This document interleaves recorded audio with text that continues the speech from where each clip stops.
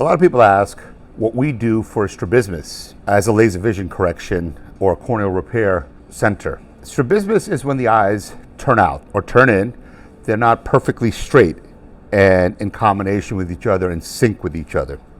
That can happen constantly, or it can happen occasionally. These problems are sometimes it's necessary to do muscle surgery on them to line the eyes. But first, it is always important to have the eyes properly corrected. What does that mean?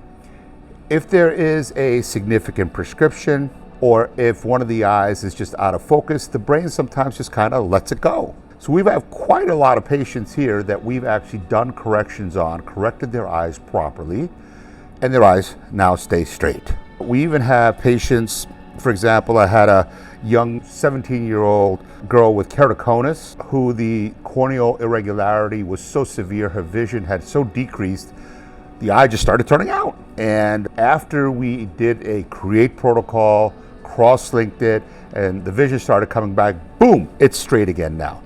So what happens is even the doctors who do strabismus surgery will always make sure the patient is properly corrected first, because that can actually keep the eyes straight. Once the brain has a clear image to both eyes, it then uses the muscles to keep the eyes straight. That is the part that we can help with.